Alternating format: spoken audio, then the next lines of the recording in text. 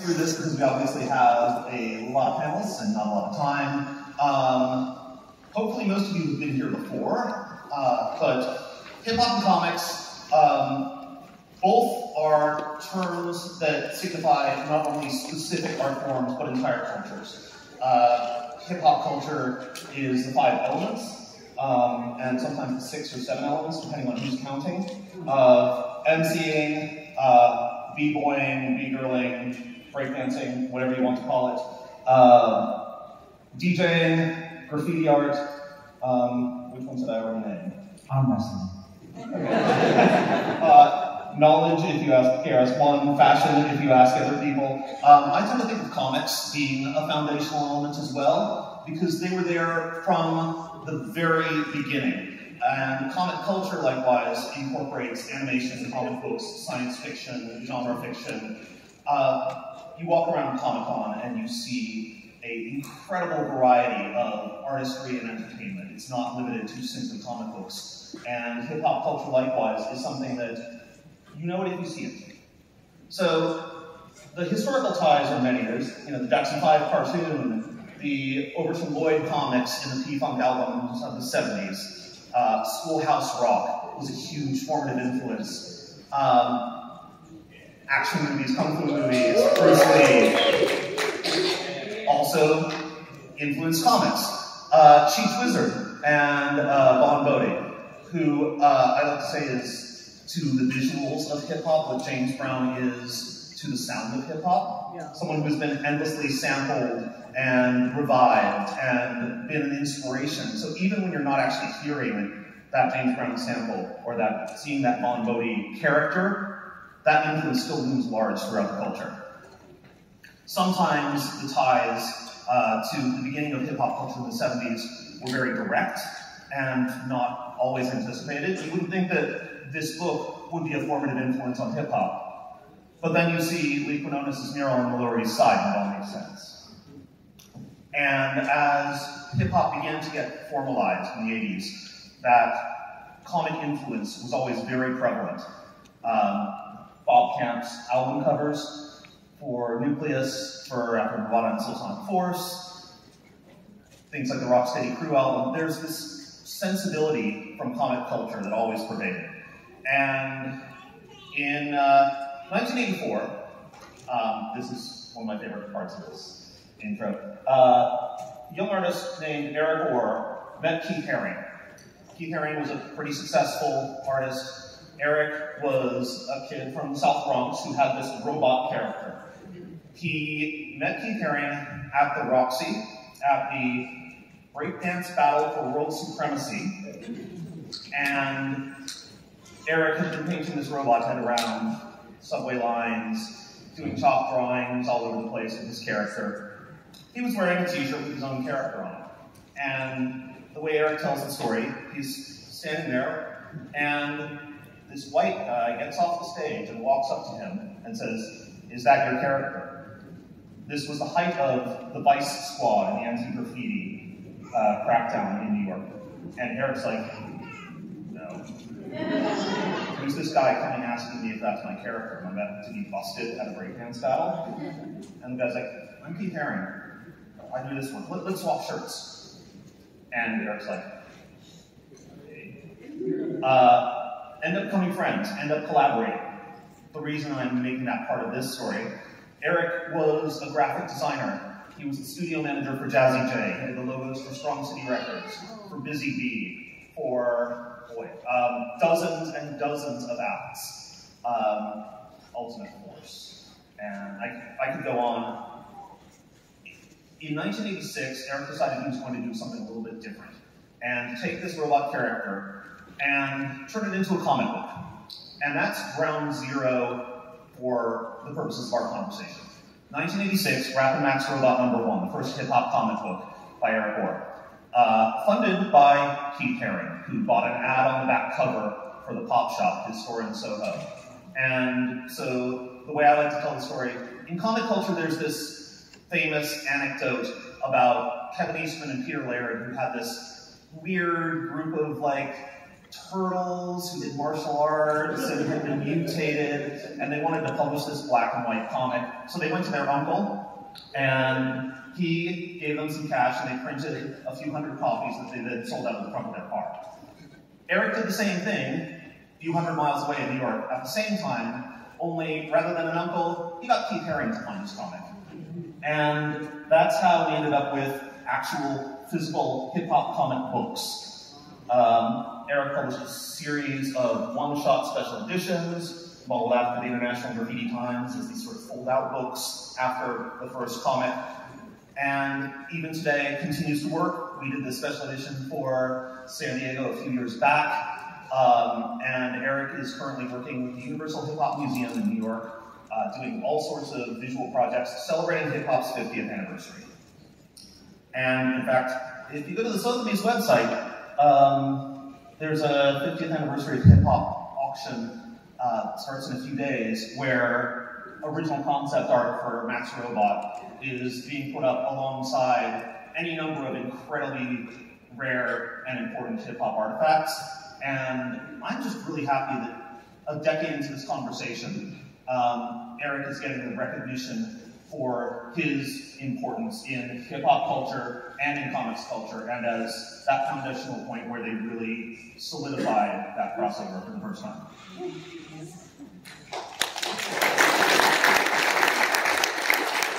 Unfortunately, Eric could not be here, but if you get to New York, look us up and come by the Universal Hip Hop Museum, and he is always happy to talk, hang out, draw with people.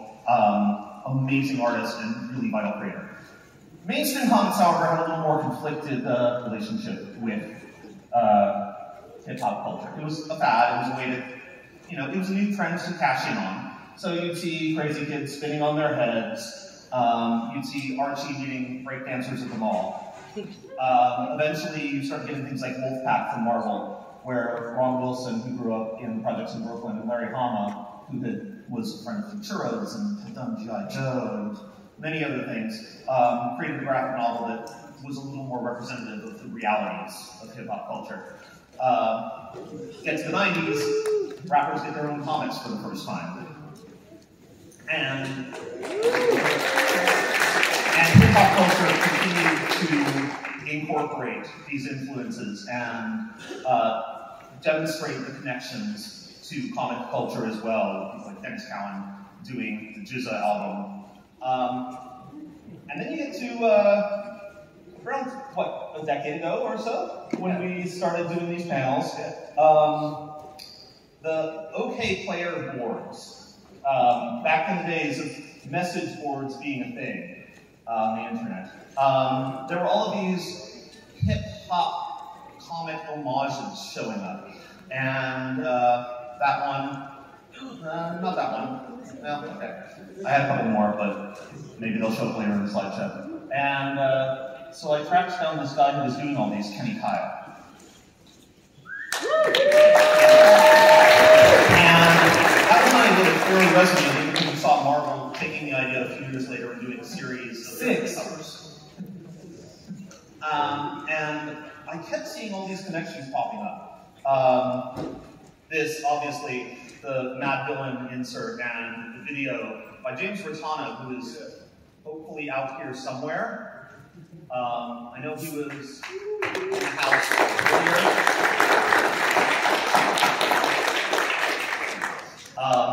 Good friend, amazing creator, designed the Mad Villain character. Also, animator Supreme has done work for a number of people who are here in the room today. And that transitions us to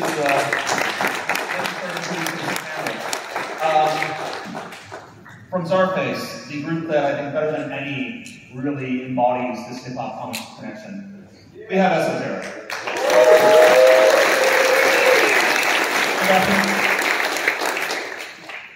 And going beyond simply comics, also a world of action figures and other things now.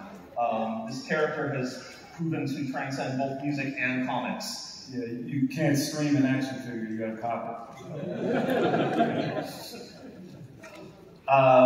Next, another pretty good example of that hip-hop comics crossover, a record I remember seeing at Fat Beats and thinking, like, what is that? Sometimes buying a record for the cover turns out well. In this case, it did. This gentleman continues to incorporate elements of comic culture in all of his work. Jack Wildchild.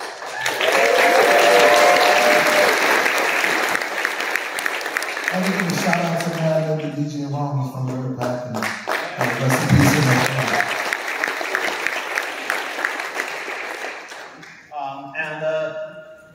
you also have a son who has done some work with James Bertano and other people.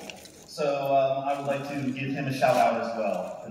My son Miles Brown, y'all know from the show Black.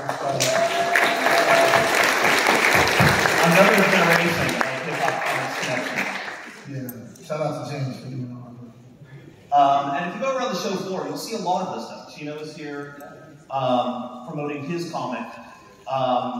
You'll see all sorts of material. Jumla Rouser, who was nominated for an Eisner last night for Wash Day Diaries, and sadly could not be here today due to a last-minute concern. But she has done work crossing over these cultures. This was a particularly fun thing for Jordan's that was the first time I became familiar with her work. And you'll see so many connections just walking through Artist Alley, walking around the show floor. And when I first started doing these things in San Diego, I was thankfully connected with a collective of women street artists, graffiti artists, and muralists. And it is my great pleasure to, I guess since you've been here for all 10 years, all 11 years, most of them at this point. This is your 5th year, but you were here at the beginning.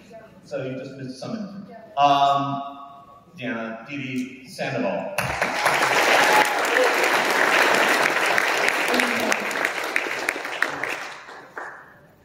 Oh, there's that other Kenny Piles. All right. That works out pretty well. Glad we got there eventually.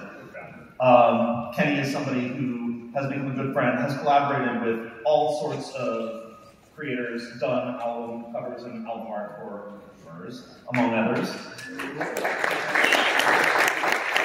And recently put together some of his sessions with this fine publication, which, Smooth City. Give us the elevator. The greatest 90s R&B band that never was. As you can probably tell from the color palette and the fashions, Yeah. Kenny was there and understands. Down here on the end, the boy genius himself.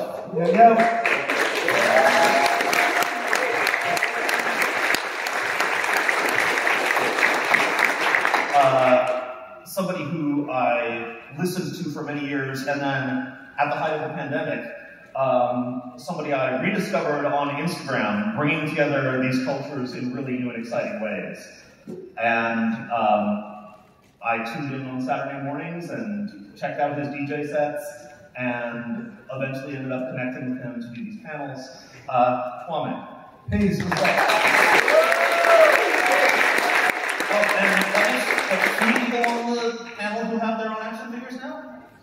Yeah, and just importantly, yeah, there is the Kwame action figure by Super 7 that's coming in November.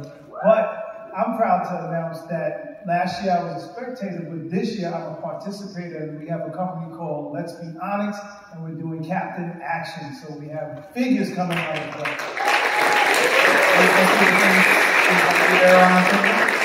Are those displays? Yes. We have Dr. Evil and Major Action, and after the panel, you'll come to my booth 2549 to see the stuff that we're doing. I'm doing a DJ set afterwards, but enough about that. Similarly, at the height of the pandemic and lockdown, this gentleman here did some amazing work bringing together these cultures virtually. Somebody who I knew from back in the Fat Beats days by reputation, though I was far too shy to approach him at the time. With Show Off Your Gems, his web show, has been showcasing a really important element of the hip-hop comic connection, collecting. And that's something that runs through both these cultures. Obviously, DJs had to collect records, swap records, but there was also an element of sharing in knowledge. And oftentimes, when you talk about collecting, people view it as sort of a selfish impulse. And really, the joy in it, I think, for all of us, is getting to share the stuff that we love with other people. That's what D-Story has done with his work on Show Off Your Gems. He's really brought, I think, in a really positive light, shown how we form community through our shared passions. Yao Ming.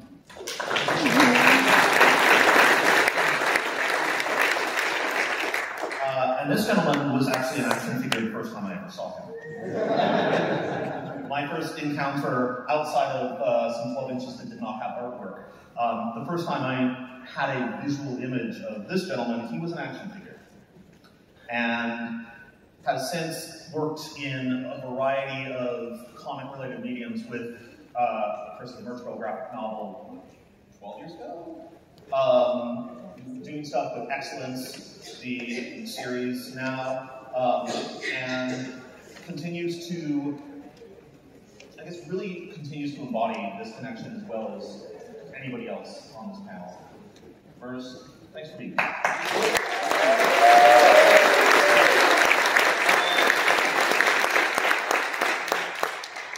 And with that, we finally introduced all of the people, and you know, we still have a little bit of time left, which is good. And I'd like to sort of ask, particularly with let's address the musical people on here first. These hip-hop and comics connections, I can discuss them from the perspective of a fan, from the perspective of a historian, but hindsight is 20/20. What was in your own work, and let's start with Kwame and jump down that end. In your own work, putting these things together, what was your inspiration to be including comic content in your work? Well, from a writer standpoint, from an artist standpoint, as a kid, the most besides the stuff that I had to read in school, everything that I read was comic books. Everything that I drew from all the inspiration was comic books. So say, for example, like my logo. My logo, when I designed the logo, it was like, I needed to be something like the bat symbol. It had to mean something. It had to have a significance. And even in the storytelling and all the visualizations, a lot of the colors, a lot of the atmosphere was all drawn from comic books because I'm an artist as well. So like I'm drawing things out, writing rhymes at the same time. So it just all fused in together. So Boy Genius was not just a catchy nickname. No, I didn't name myself that. My mama did. So you're drawing, you're producing, you're rapping, you're logo designing. Yeah. You're just a one-man act doing all this stuff yourself? Well, I figured that's what you had to do. I'm just a kid in a bedroom at, 15, 16 years old, trying to figure it all out. So it's just all these ideas, and you just got to put it all out at the same time. And everything was drawn from the inspiration of comic books. Literally everything. When it comes to me, music vibes, like I like to when I produce records, I always bring like a cinematic, bigger vibe to the stuff that I do, and I think, oh, this would be great if it was on a Batman movie, or so just whatever it is. It's just always comic book influence. Thank you. Jack, with Lupac in particular, you represented yourselves as a super group on the cover of that album. And was that something that was brought to you, or was it something that you had suggested as a group? And also, I guess what were the individual powers that you guys manifested to bring together that super group? Shout out to my boy DeClaim, a.k.a. Dudley Perkins. He's the one that did the artwork for that. He's like a real self-taught artist. And him and God's Gift would always draw all the time. So even before we were even thinking of a cover, they were always showing us, because we didn't really read as much comics. I mean, we would read comics, but we weren't out searching and buying them, because we couldn't afford them at the time. So they were always bringing us a lot of different artworks and showing us pictures of this and showing how like black characters could be resembled as a Superman or Spider-Man and things like that. But we looked at it more like, because we come from Oxnard, a small city, Ventura County, there wasn't a lot of other people that we saw pursuing art, outside of like acting. Then once we started seeing, like I say, maybe a few dancers come out from that area, when it came to hip hop, the timing was, if you guys want to make it out of this area, or show it's possible of doing stuff outside of this area, because most people think you gotta travel abroad to become something else than what you're doing at home. That aspect was the timing of the conversation with Deli of like, this is what I see you guys as. DJ Rome's, who basically embodies turntablism and still learning to this day, but he was a student. And then the homie Madlib was doing beats on what he called his SP1200, which at the time was like his secret weapon. But then he grew to use different equipment, and it wasn't really about the equipment. Madlib was more or less embodying whatever you got, how could you flip it? You can have the best equipment, but you really can't flip it in the way that makes you different than Pete Rock, a large professor at the time.